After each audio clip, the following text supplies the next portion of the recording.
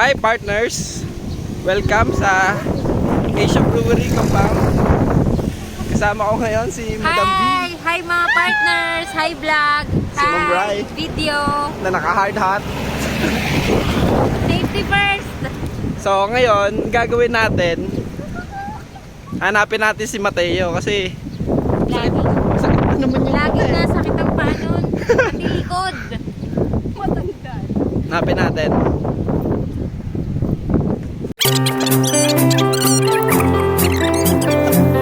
Hanapin natin si Mateo. Kasi masakit na naman yung ano niya. Buwan. Ayun o. Parang na-stroke.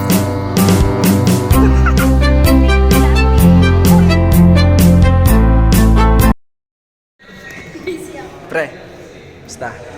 Ayos lang, pre. Hi guys! Break time! Tingnan niyo si Mateo. Parang na matanda. Pre, makagabi. Ano nangyari sa'yo, pre? Hindi ko nga alam kung mali yung upo ko o mali yung upuan eh.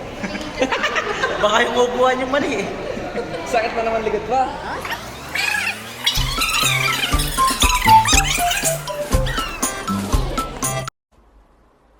A few moments later.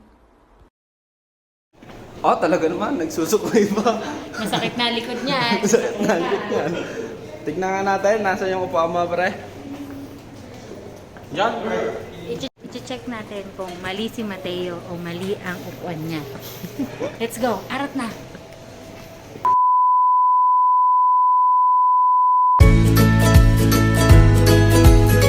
Nasaan? Patingin. Tingnan nyo na may upuan ko. Pag upo ko pa lang, sobrang baba. Kaya nangangawit yung likod ko. O, tapos, Masyadong mababa. Hindi rin abot sa table ko. Nangangawit pati yung kamay ko. yung sandalan mo, okay naman. Isang dalan to. Higa na. Medyo higa. Hindi ko nga alam kung anong tama dito. Mga pre, ano pa nga standard natin sa upuan? Pre, may alam ako. Yung kay Ma'am Rich, maganda. May aircon. Hinahan natin. Nasaan?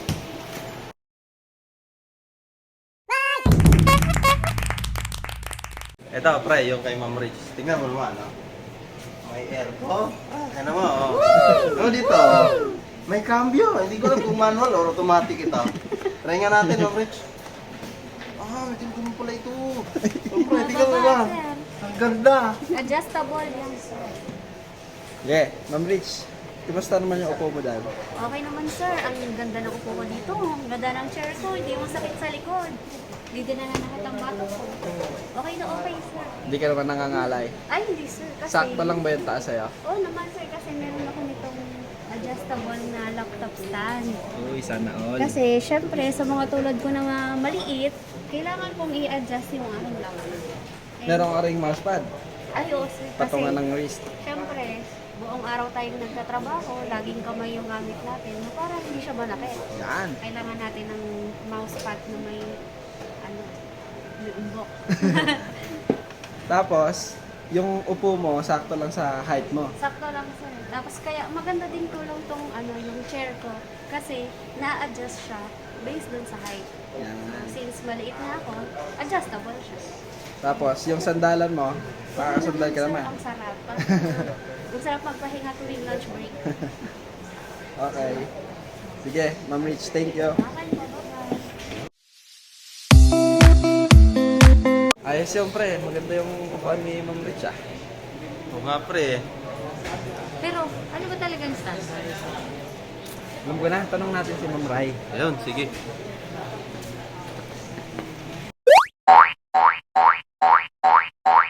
Sige, tanong natin si Ma'am Rai. Ma'am Rai, ano ba talaga yung standard para masabi nating yung workplace ay good ang design ng ergonomics? Siyempre, dapat yung mga bagay, siya yung nag-a-adjust para dun sa tao, hindi yung tao yung nag-a-adjust para sa mga bagay.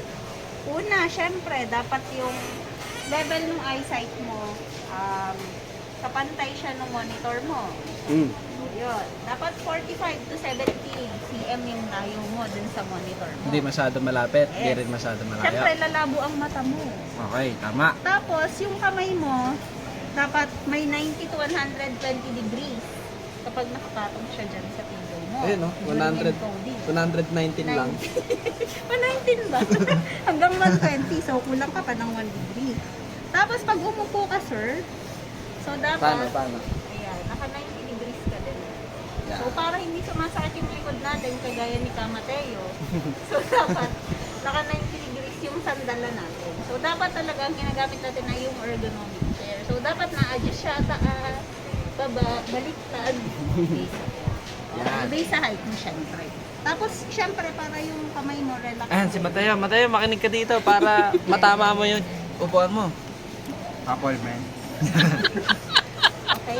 Ano pa, Ma'am Rai? Meron pa? So, yun lang naman. Yun lang naman ang ma-share kong tips. Syempre, from time to time, dapat nag-stretching ka din. So, 20-20-20 rule. Oo, No? yes. Tingin ka sa malayo, Yan. yung pinakamalayong maabot ng mata mo, syempre, dapat nare-relax din yung mata mo. Yan. So, yun lang.